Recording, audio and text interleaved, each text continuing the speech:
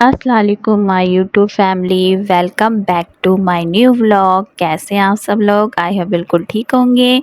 मैं भी ठीक अल्हम्दुलिल्लाह, आप सबकी दुआओं से। आज मैं आपसे सहरी से इफ्तार तक की रूटीन शेयर करूंगी। तो सहरी का टाइम हो गया था, 4 बज गए थे। मैं आ गई थी किचन में।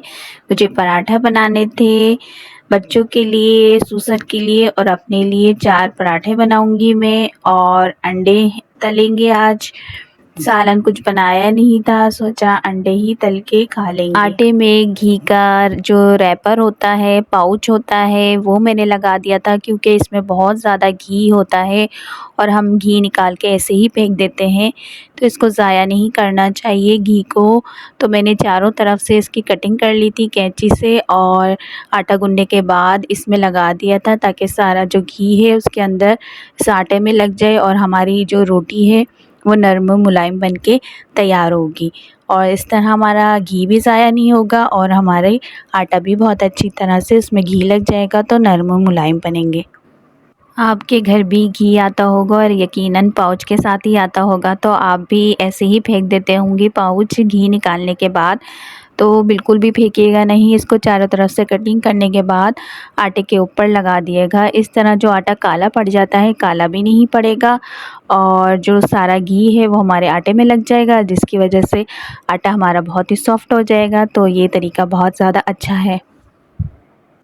4 पेड़े बना लिए थे और अब हम पराठे की तैयारी करते हैं। मैंने बेल लिया था, इसमें घी लगाया था, उसको घुमा के और गोल पराठे तैयार करेंगे हम। जब तक मेरे पराठे बन रहे हैं, आप लोग जो वीडियो देख रहे हैं, जो भी मेरे चैनल पे नए हैं, पहले सब्सक्राइब कर दें और वीडियो पसंद आती है तो लाइक, शेयर और कमेंट्स करना बिल्कुल भी मत भूलिएगा और प्रेस द बेल आइकन ज़रूर दबा दिएगा ताकि मेरी आने वाली वीडियो आप तक पहुंच सके। तवा हमारा अच्छी तरह गर्म हो गया था। पहले से मैंने चूल्हा जला के और हल्की आंच में तवा गर्म करने के लिए रख दिया था। पराठा बेल लिया था, अब मैं इसमें डाल दूंगी। एक तरफ से सिक जाएगा तो मैं इसको पलट दूंगी और पलटने के बाद मैंने इसमें घी डाल दिया था। घी डाल के थोड़ी देर के लिए हम रख देंगे।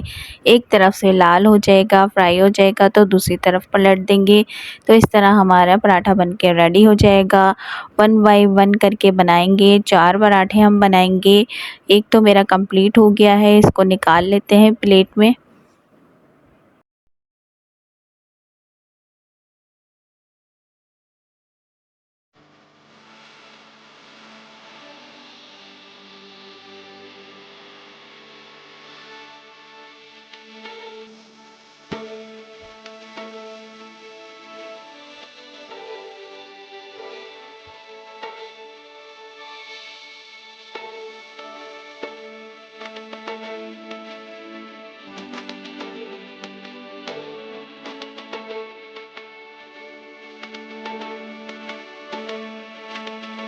पराठे हमारे बन चुके थे, अब अंडे बनाने की तैयारी कर लेते हैं। एक बच्ची की फरमाइश ये थी कि मुझे हाफ़ फ्राई अंडा खाना है, जर्दी वाला, तो उसके लिए मैं जर्दी वाला अंडा तल रही हूँ। दूसरी बड़ी बेटी की फरमाइश आई थी कि मुझे प्याज वाला जो आमलेट होता है वो वाला अंडा खाना है। तो मैं पहले से पूछ लेती हूँ आपको कौन सा पराठा खाना है, तो फिर मैं अपनी मर्ज़ी से बना देती हूँ ना, तो फिर नखरे करती हैं, ऐसा क्यों बनाया, मैं नहीं खा रही, ये वो। तो बच्चों की पहले पसंद पूछ के फिर बना लो तो वो बहुत ज़्यादा ईज़ी रहता है और बच्चे शौक़ से भी अपनी पसंद से खा लेते हैं।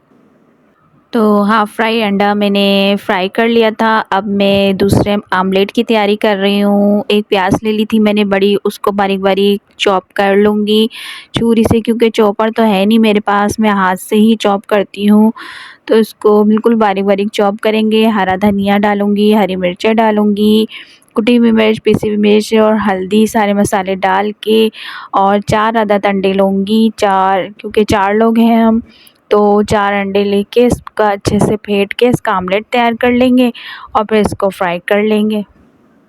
सहरी का भी बहुत कम टाइम रह गया था क्योंकि 4 बजे मैं उठी थी और मुझे 4 पराठे और आमलेट बनाते बनाते 1 घंटा हो गया था, 5 बज गए थे और 5:30 बजे का टाइम था सहरी ख़त्म होने का, तो मैं बहुत ज़्यादा जल्दी-जल्दी कर रही थी और जल्दी-जल्दी बनाना था। फिर खाने में ज़ाहिर-सी बात है खाने में भी टाइम लगता है, आधा घंटा तो लगता है खाना खाने में, सहरी करने में, तो बहुत ही कम टाइम रह गया था, मेरे पास आधा घंटा रह गया था। इसी आधे घंटे में मुझे पूरा आमलेट और सब कुछ तैयार करना है और बच्चों को भी उठाना है, सूसर को भी उठाना है और आधे घंटे के अंदर-अंदर हमें सहरी करनी है, नहीं तो सहरी का टाइम ख़त्म हो जाएगा। और आपको पता है कि बच्चे सहरी में उठने में कितनी परेशान करते हैं, इतनी देर से और इतनी मुश्किलों से उठते हैं। आमलेट का बैटर रेडी करने के बाद मैंने इसमें तवे पे डाल दिया था पूरा आमलेट और मैं इसमें नमक डालना भूल गई थी, तो फिर मैंने ऊपर से नमक डाला, ऊपर से नमक छिड़का क्योंकि जल्दबाज़ी में और ध्यान में आपको पता है जल्दी-जल्दी करने के चक्कर में कुछ ना कुछ कमी रह ही जाती है।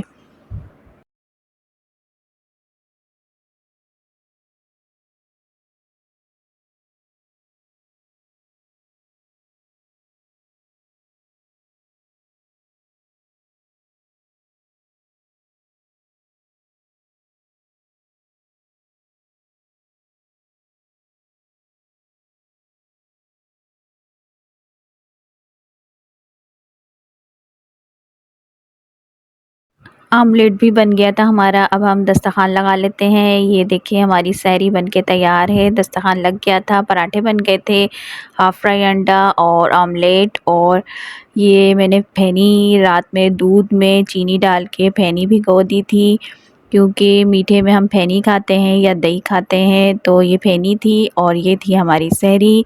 सहरी कर ली थी, आधा घंटा बाकी था, जल्दी-जल्दी कहा बच्चों को जल्दी-जल्दी आप खाओ ताकि सहरी का टाइम ख़त्म ना हो जाए, तो बच्चों ने सहरी कर ली थी।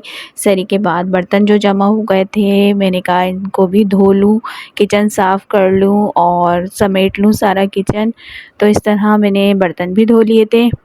सहरी करने के बाद मैं किचन में आ गई थी, सारे बर्तन धोए, स्लिप साफ़ किया, पूरा किचन साफ़ किया, साफ़-सुथरा किचन करके फिर अज़ान हो गई थी, नमाज़ की तैयारी करी, वज़ू किया, नमाज़ की तैयारी करी, कुरान शरीफ की तिलावत की।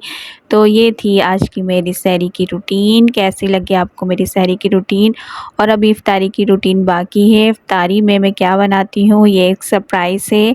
आप लोग पूरा मेरी वीडियो वॉच करिएगा, ज़रा भी स्किप मत कीजिएगा, एंड तक वॉच कीजिएगा। और से इफ्तारी में तो सीक्रेट है, ये आप पूरी वीडियो देखेंगे जब आपको पता चलेगा।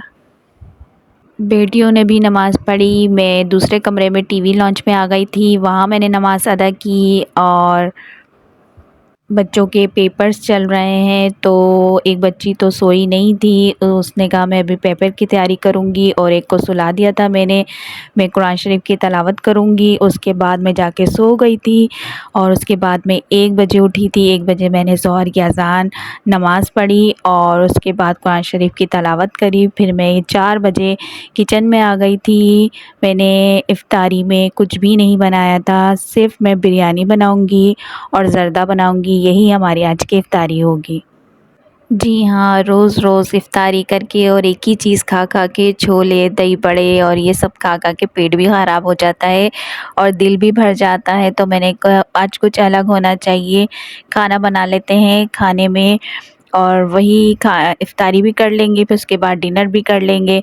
तो खाने में मैंने इफ्तारी में मैंने कुछ भी नहीं बनाया था, मैं बिरयानी बनाई थी, फिर तह वाली बिरयानी, मैंने बिरयानी का कोरमा तैयार करा था, चिकन बिरयानी का मैरिनेट करके रख दिया था और उसका सालन तैयार कर लिया था, फिर चावल बॉयल कर लिए थे, चावल बॉयल करने के बाद इसकी तह लगा ली, तो ये हमारी बिरयानी तैयार हो गई और दूसरी तरफ हमारे ज़र्दा तैयार हो रहा है। 1 किलो के करीब मैंने सेला चावल ले लिए थे, उसको अच्छी तरह बॉयल कर लिया था, इसमें ज़रा भी कनी नहीं रहनी चाहिए, अच्छी तरह बॉयल होना चाहिए और इसका पानी फेंक दिया था। पानी फेंकने के बाद 1 किलो चावल में मैंने 1 कप के 1 पाव के जितने मैंने इसमें चीनी शामिल कर ली थी। चीनी का पानी निकलने के बाद इसका भी पानी खुश्क करेंगे चावलों में, चीनी का पानी भी खुश्क हो चुका था और उसके बाद आधा पाव के करीब मैं इसमें घी शामिल करूँगी, घी को अच्छी तरह मिक्स करूँगी और ये हमारा ज़र्दा तैयार हो रहा है। इस तरह से हम अपना ज़र्दा तैयार करेंगे। वाइट वाला ज़र्दा बना रही हूँ मैं, जो कलरफुल सा होता है वो वाला ज़र्दा बनाएंगे, बिल्कुल बहुत ही अच्छा मज़े का बना था, बिल्कुल देगी स्टाइल में। घी को शामिल करने के बाद अच्छी तरह मिक्स कर दिया। अब मैं ये जो गुलाब जामुन होते हैं छोटे-छोटे चमचम, वो मैं इसमें शामिल कर लूँगी। बाज़ार से मंगवाए थे, कुछ अशरफियाँ हैं ये इसमें शामिल कर लूँगी। इसको डालने के बाद अच्छी तरह हम मिक्स करेंगे। तमाम लवाज़मात डालने के बाद अब इसमें हम फूड कलर ऐड करेंगे। जो इस ज़र्दे की जान होती है, बिल्कुल थोड़ी-थोड़ी सी हम क्वांटिटी में फूड कलर डालेंगे। मुझसे ये कुछ ज़्यादा ही डल जाते हैं जिसकी वजह से बहुत ज़्यादा कलरफुल हो जाते हैं। ये ज़र्दा नहीं बल्कि गाजर का हलवा लगने लग जाता है। तो इस दफ़ा तो मैंने सोचा था कि बिल्कुल थोड़ा-थोड़ा चुटकी सा डालूँगी कि बस कलर आ जाए लेकिन वो बुरा ना लगे। मुझसे हमेशा ज़्यादा ही डल जाता है। इस दफ़ा भी ज़्यादा डल गया था तो मैंने इसमें से निकाल के कम कर दिया। बस फूड कलर डाल के और केवड़ा एहसन डाल के हम इसको दम पे रख लेंगे बिरयानी को भी और अपने ज़र्दे को भी। एक चूल्हे में हमारी बिरयानी तैयार हो रही है, दूसरी तरफ हमारे ज़र्दा तैयार हो रहा है। बिरयानी रेडी हो गई है, बिरयानी निकाल लेते हैं और इफ्तारी का भी टाइम हो गया है और सबको सर्व करते हैं। हम रोज़ा खोलेंगे खजूर और रूह अफ़ज़ा का शरबत बनाया था उससे खोलेंगे, फिर हम बिरयानी और ज़र्दा खाएँगे। ये थी हमारी आज की इफ्तारी। कैसी लगी आपको आज का व्लॉग? पसंद आया तो लाइक, शेयर, सब्सक्राइब करना बिल्कुल भी मत भूलिएगा। Thanks for watching. अल्लाह हाफ़िज़।